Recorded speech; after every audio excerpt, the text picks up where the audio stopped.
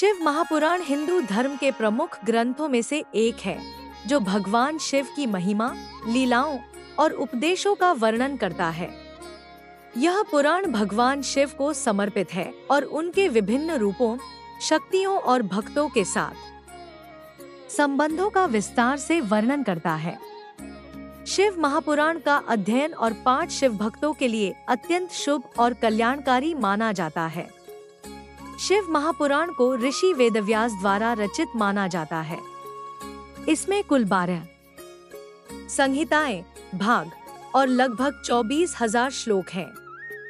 मुख्य संहिताएं शिव महापुराण की 12 संहिताएं निम्नलिखित हैं।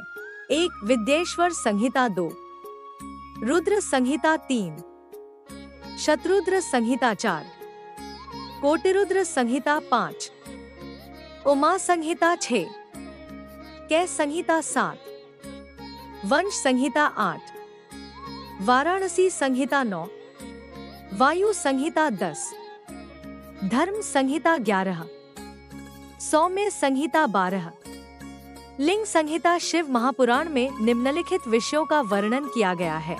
1 सृष्टि की उत्पत्ति, भगवान शिव की महिमा और उनकी शक्ति से सृष्टि की उत्पत्ति का विवरण। 2 शिवलिंग पूजा, शिवलिंग के महत्व और उसकी पूजा के नियम। 3 शिव और पार्वती की कथा, शिव और पार्वती के विवाह और उनके जीवन से जुड़े प्रसंग। 4 भगवान शिव के अवतार, भगवान शिव के विभिन्न अवतारों का वर्णन। 5 भक्तों की कथाएं, शिव भक्तों की महान कथाएं, जैसे कि भक्त मार्कंडेय, रावण और नंदी।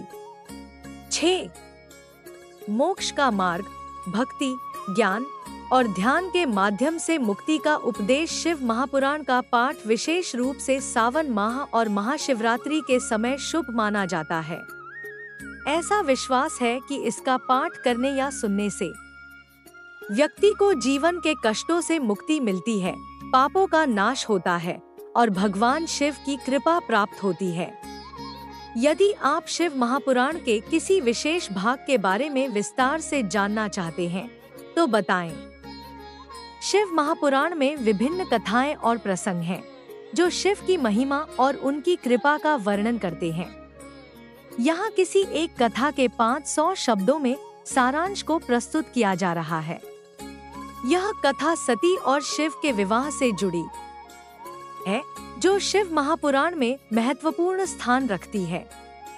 सती और शिव की कथा प्राचीन काल में दक्ष प्रजापति, ब्रह्मा जी के मानस पुत्र की कन्या सती थी।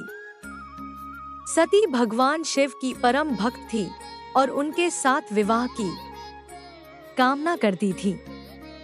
दक्ष प्रजापति ने सती के इस विचार का विरोध किया, क्योंकि वे भगवान शिव को योगी, औघड़ और असामान्य स्वभाव का मानते थे। इसके बावजूद सती ने अपनी तपस्या से भगवान शिव को प्रसन्न किया। भगवान शिव सती के तप से प्रसन्न होकर प्रकट हुए और उन्हें आशीर्वाद दिया। इस प्रकार सती और शिव का विवाह संपन्न हुआ। विवाह अत्यंत सादगी से हुआ और इसे देखकर दक्ष प्रजापति अप्रसन्न रहे। उन्होंने शिव को अपना जामाता स्वीकार कर लिया, परंतु उनके प्रति असम्मान का भाव बनाए रखा।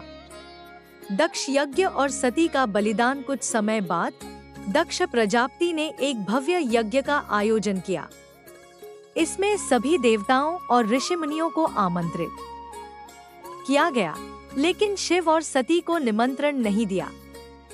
सती को जब यज्ञ के बारे में पता चला तो उन्होंने शिव से अपने मायके जाने की इच्छा प्रकट की। शिव ने उन्हें समझाया कि बिना निमंत्रण जाने से उनका अपमान हो सकता है, लेकिन सती नहीं मानी। जब सती यज्ञ स्थल पर पहुंची तो दक्ष ने भगवान शिव का अपमान करना शुरू कर दिया। दक्ष ने शिव को अपशब्द कहे और उनका मजाक उड़ाया। सती अपने पिता के इन शब्दों को सहन नहीं कर सकी। उन्होंने अपने पति का अपमान देखकर स्वयं को यज्ञ की अग्नि में भस्म कर दिया। सती के बलिदान की खबर जब भगवान शिव को मिली तो वे अत्यंत क्रोधित हो उठे। उनके क्रोध से प्रलय की स्थिति उत्पन्न हो गई। उन्होंने वीरभद्र नामक गण को उत्पन्न किया और दक्ष यज्ञ का विध्वंस करने का आदेश दिया। वीरभद्र ने यज्ञ को नष्ट कर दिया और दक्ष का वध कर दिया। बाद में भगवान शिव के क्रोध को शांत करने के लिए सभी देवताओं ने प्रार्थना की। शिव ने दक्ष को पुनर्जीवित किया, लेकिन उनके सिर के स्थान पर बकरे का सिर जोड़ दिया। इसके बाद दक्ष ने भगवान शिव से क्षमा मांगी और उनकी महिमा को स्वीकार किया। सती का पुनर्जन्म।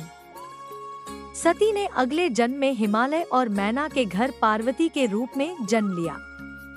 उन्होंने फिर से कठोर तपस्या करके भगवान शिव को प्रसन्न किया और उनसे विवाह किया। यह कथा भगवान शिव और सती के अटूट प्रेम और भक्ति का प्रतीक है। यह हमें यह सिखाती है कि भक्ति और तप से ईश्वर को प्रसन्न किया जा सकता है। साथ ही यह कथा अहंकार और अपमान के परिणामों को भी दर्शाती है। दक्ष के यज्ञ का विध्वंस यह बताता है कि भगवान शिव के भक्तों का अनादर करना विनाशकारी हो सकता है। इस प्रकार शिव महापुराण में यह कथा हमें भक्ति, समर्पण और दाम्पत्य प्रेम का संदेश देती है।